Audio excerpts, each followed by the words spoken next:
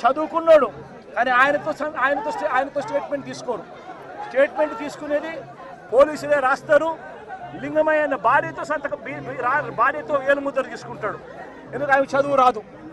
భయపడిచ్చి పెట్టకపోతే సంతకం ఏలుముద్ర వేయకపోతే ఏమన్నారమ్మా,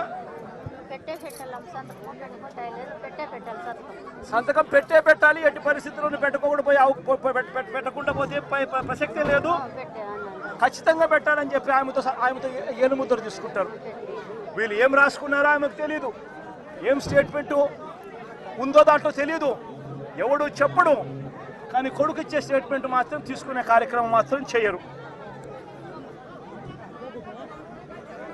ఇదే లింగమయ్యను చంపాలనే ఉద్దేశంతో బేస్బాల్ బ్యాటుతో మరి ఇక్కడికి వచ్చి బేస్బాల్ బ్యాటుతో తల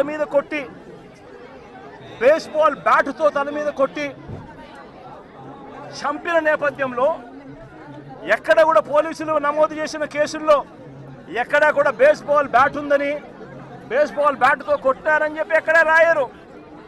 ఏంది చిన్న చిన్న కర్రలతో గొడవ జరిగిందని, ఆ దొమ్మిలో ఏదో జరిగిపోయిందని వక్రీకరించే ప్రయత్నమే జరుగుతూ ఉంది. ఇక్కడ ఆశ్చర్యకరమైన విషయం ఏమిటంటే పోలీసులు విచారించిన 8 మందిలో 5 మంది మాత్రమే లింగమయ్య కుటుంబీకులు.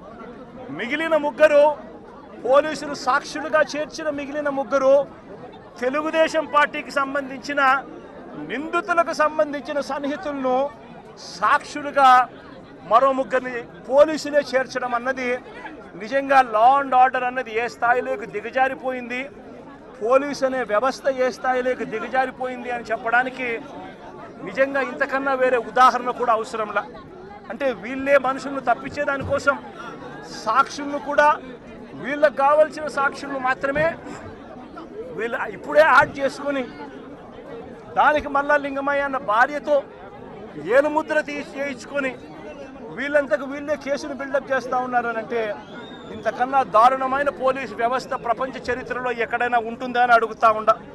వీళ్ళంతకు వీళ్ళే తప్పుడు సాక్ష్యాలు క్రియేట్ చేసి వీళ్ళంతకు వీళ్ళే కేసును నీరు కార్చే కార్యక్రమం జరుగుతూ ఉంది. నేను ఒకటే చెప్తా ఉన్నా, ఇక్కడ రామగిరిలో జరిగిన విషయమైనా కానీ రాష్ట్ర వ్యాప్తంగా వీళ్ళు చేస్తూ ఉన్న అన్యాయాలు అయితేనేమి, తిరుపతిలో డిప్యూటీ మేయర్ ఉప ఎన్నిక జరిగితే ఏకంగా బస్సులో ఉన్న కార్పొరేటర్లను ఏకంగా పోలీసులు ఆధ్వర్యంలోనే అడ్డగించి ఏకంగా బస్సులో ఉన్న కార్పొరేటర్లు బస్సులో ఉన్న ఎమ్మెల్సీను ఏకంగా పోలీసుల ఆధ్వర్యంలోనే కిడ్నాప్ తీసుకొని పోవడం ఏ స్థాయిలోకి దిగజారిపోతా ఉందో నేను అడుగుతా ఉన్నా. చంద్రబాబు నాయుడు గారి సొంత నియోజకవర్గం రామకుప్పంలో జరిగిన ఎంపీపీ ఎన్నిక కూడా అదే పరిస్థితి. ఇదే మాదిరిగా దౌర్జన్యంతోనే ఎన్నిక జరిగించే కార్యక్రమం చేసినారు. పశ్చిమ గోదావరి జిల్లాలో జరిగిన అత్తిలి ఎంపీపీ ఎన్నిక చూసినా ఇదే దౌర్జన్యమే కనిపిస్తుంది.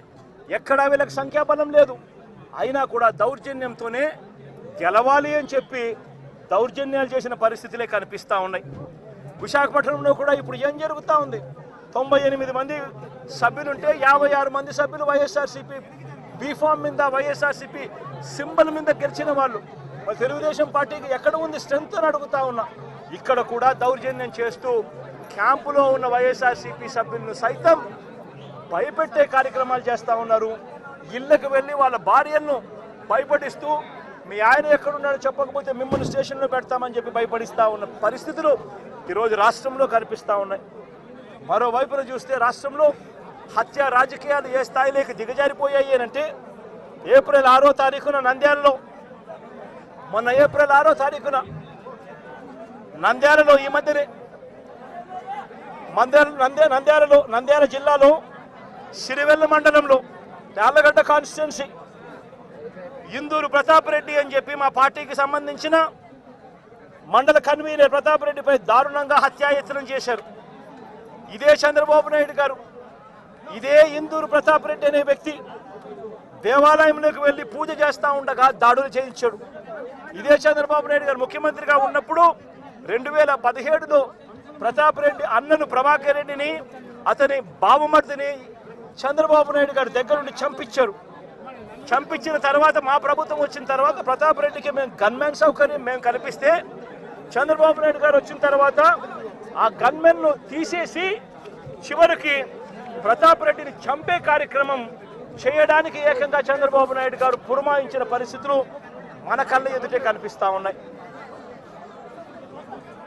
మరోవైపున గత ఏడాది ఆగస్టు 3వ తారీఖున నంద్యాల జిల్లా మహానందిలో శ్రీశైలం నియోజకవర్గంలో సీతారాంపురంలో పసుపులేటి పెద్ద సుబ్బరాయుడు అతి దారుణంగా చంపిన ఘటన కూడా చూసాం. ఆ సుబ్బరాయుడు గారిని చంపినప్పుడు, సుబ్బరాయుడు నన్ను చంపినప్పుడు నేను కూడా ఆ ఊరికి వెళ్ళి తనను పరామర్శించి ఎంత దారుణంగా చంపారు, జరిగినది ఎంత అన్యాయమో అని చెప్పి కూడా ప్రశ్నించడం జరిగింది. ఆ ఊరు నుంచి కరెక్ట్గా 10-15 నిమిషాల్లోనే జిల్లా హెడ్ క్వార్టర్స్, అక్కడే ఎస్పీ ఉంటాడు. అయినా దగ్గరుండి హత్య చేయించడం జరిగింది అదే గ్రామంలో. వైఎస్ఆర్సీపీకి సంబంధించిన బీసీ నాయకుడు సుబ్బరాయుడును చంపించే కార్యక్రమం. ఆశ్చర్యం ఏమిటంటే సుబ్బరాయుడు కుటుంబ సభ్యులు పోలీసులకు ఫోన్ చేసి 2-3 గంటల కిందట కూడా ఫోన్ చేసి ఊరిలో ఘటన జరగబోతా ఉంది, బయట నుంచి వ్యక్తులందరూ కూడా మోహరించినారు అని చెప్పినా కూడా కనీసం వచ్చి కాపాడే ప్రయత్నం కూడా జరగల. గత ఏడాది జూలై 23వ తారీఖున పల్నాడు జిల్లా పెదకూరుపాడులో కొసూరులో వైఎస్ఆర్సీపీ నాయకుడు ఈద సాంబిరెడ్డిని కూడా ఇనుప రాడ్లతో దారి కాచి రోడ్డులో కారు ఆపి కొట్టి చనిపోయాడని చెప్పి వదిలేసి వెళ్ళిపోయిన ఘటన. చివరకు తను హాస్పిటల్లో చేరడం, బ్రతకడం, ఈ రోజుకి కూడా తనకు 2 కాళ్ళు 2 చేతులు కూడా ఈ రోజుకి కూడా ఆపరేషన్ల మీద ఆపరేషన్ చేసి అవి బతికించే కార్యక్రమాలు చేసే కార్యక్రమాలు ఈ రోజుకి కూడా జరుగుతూ ఉంది. పల్నాడు జిల్లా వినుకొండలో గత ఏడాది జూలై 17వ తారీఖున వైఎస్ఆర్సీపీకి చెందిన రషీద్ అనే యువకుడిని దారుణంగా నరికి చంపిన పరిస్థితులు మన కళ్ళ ఎదుటే కూడా కనిపించాయి. ఈ ఘటన నేషన్ వైడ్ ఢిల్లీలో మేము దీక్ష చేస్తూ రషీద్ను చంపిన, నడి రోడ్డు మీద చంపిన ఘటనను కూడా ఢిల్లీలో దీక్షను చేస్తూ యావత్ దేశానికి కూడా చూపించిన పరిస్థితి కూడా చూసాం. చంద్రబాబు నాయుడు గారి పరిపాలనలో ఈరోజు ఏం చేస్తూ ఉన్నారు అనంటే దొంగ సాక్ష్యాలను వీళ్ళే క్రియేట్ చేస్తూ ఉన్నారు. వీళ్ళే దొంగ సాక్ష్యాలను క్రియేట్ చేసి వీళ్ళకు నచ్చని నాయకులందరినీ కూడా ఒక పద్ధతి ప్రకారము కేసుల్లో ఇరికించి జైళ్ళ పాలు చేసే కార్యక్రమము, చంపించే కార్యక్రమాలు దగ్గర నుండి చంద్రబాబు నాయుడు గారు చేస్తూ ఉన్నారు. మొన్ననే పోసాని కృష్ణమురళిని చూసాం. పోసాని కృష్ణమురళి అనే వ్యక్తి సినిమాలో దర్శకుడు. ఆ మనిషి చేసిన తప్పల్లా ఏమిటంటే నంది అవార్డు తనకు ఇస్తే నంది అవార్డును తాను తీసుకోకుండా కుల వివక్ష పాటిస్తున్నారు అని చెప్పి ఒక స్టేట్మెంట్ ఇవ్వడం ఆయన చేసిన తప్పు. 2017లో ఆయన చేసిన ఈ తప్పుకు ఈరోజు ఇన్ని సంవత్సరాల తర్వాత ఆయన మీద 18 కేసులు పెట్టి ఆయన జైళ్ళ చుట్టూ తిప్పి ఏకంగా 1 నెల రోజుల పైన ఆయన జైల్లో పెట్టించే కార్యక్రమాలు చేశారు. దళిత మాదిగ సామాజిక వర్గానికి సంబంధించిన మా మాజీ లోక్సభ సభ్యుడు నందిగాం సురేష్ పై తప్పుడు కేసులు పెట్టి ఏకంగా 145 రోజులు అతన్ని జైల్లో పెట్టడం కూడా చేశారు. మాజీ ఎమ్మెల్యే పిల్లని రామకృష్ణారెడ్డి ఇతని మీద కూడా కుట్రపూరితంగా తప్పుడు కేసులు పెట్టి 55 రోజుల పాటు ఇతన్ని కూడా జైల్లో పెట్టించే కార్యక్రమాలు చేశారు. దాడులు చేసేది టీడీపీ వాళ్ళైతే జైల్లో పెట్టింది మా వాళ్ళను, వైఎస్ఆర్సీపీకి సంబంధించిన వాళ్ళను జైల్లో పెడతా ఉన్నారు. పోలీసులు క్రియాశీలక పాత్ర పోషిస్తూ ఉన్నారు. వల్లభనేని వంశీ తాను ఘటనా స్థలంలో లేడు అని చెప్పి ఏకంగా తెలుగుదేశం పార్టీ ఆఫీసు దాడి జరిగిన ఘటనలో తాను లేడు అని చెప్పి ఏకంగా కోర్టులోకి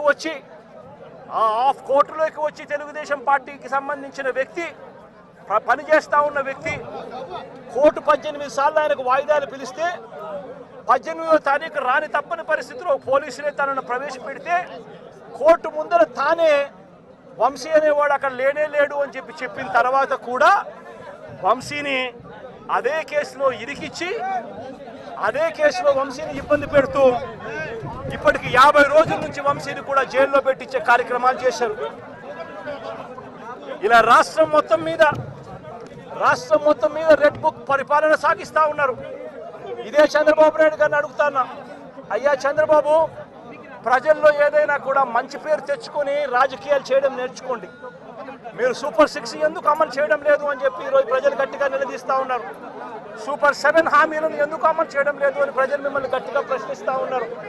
ఇలాంటి ప్రశ్నించే సమయంలో ప్రజల గొంతు వినపడకూడదు అని చెప్పి రాష్ట్ర వ్యాప్తంగా రెడ్ బుక్ పాలన మీరు సాగిస్తూ వైఎస్ఆర్సీపీకి సంబంధించిన వాళ్ళు లేదా మీ సూపర్ 6ను మీ సూపర్ 7ను ఎందుకు అమలు చేయడం లేదు అని చెప్పి అడుగుతా ఉన్న ప్రజలను మీరు దయా దాక్షిణ్యం లేకుండా ఈ రకంగా ప్రతి చోట కూడా పోలీసులను ఉపయోగించుకుంటూ ఎమ్మెల్యేలందరినీ కూడా హింసను ప్రోత్సహించండి అని చెప్పి వాళ్ళందరినీ కూడా ఉసగొలుపుతూ రాష్ట్ర వ్యాప్తంగా కూడా మీరు చేస్తూ ఉన్న ఈ దౌర్జన్య కాండ త్వరలోనే ప్రజలు చూస్తూ ఉన్నారు, దేవుడు చూస్తూ ఉన్నాడు. ఖచ్చితంగా మీకు బుద్ధి చెప్పే పరిస్థితి త్వరలోనే వస్తుందని చెప్పి ఈ సందర్భంగా చంద్రబాబు నాయుడు గారికి గట్టిగా మందలిస్తూ చెప్తా ఉన్నా. అదే మాదిరిగా ఇంకొక విషయం కూడా చెప్తా ఉన్నా. అదే విధంగా ఇంకో విషయం కూడా చెప్తా ఉన్నా. ఇదే చంద్రబాబు నాయుడు గారికి చెప్తా ఉన్నా, ఇదే పోలీసులకు చెప్తా ఉన్నా. పోలీసులు ఎవరైతే చంద్రబాబు నాయుడు గారిని మెప్పు కోసం చంద్రబాబు నాయుడు గారి మెప్పు కోసం ఎవరైతే వాళ్ళ టోపీ మీద ఉన్న సింహాలకు సెల్యూట్ చేయకుండా చంద్రబాబు నాయుడు గారికి వాచ్మెన్ల కింద పనిచేస్తా ఉన్న ఆ ప్రతి పోలీస్ అధికారికి చెప్తా ఉన్నా, ఎల్లకాలం చంద్రబాబు నాయుడు గారి పరిపాలన సాగదు. చంద్రబాబు నాయుడు గారి పరిపాలన త్వరలోనే వస్తుంది.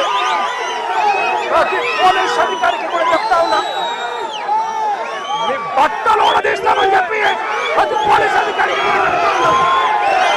మీ యూనిఫామ్ తీస్తాం, చట్టం మిమ్మల్ని నిలబెడతాం, దోషులుగా మిమ్మల్ని నిలబెట్టి మీ యూనిఫామ్ తీయించి మీకు ఉద్యోగాలు లేకుండా చేస్తామని కూడా ఈ సందర్భంగా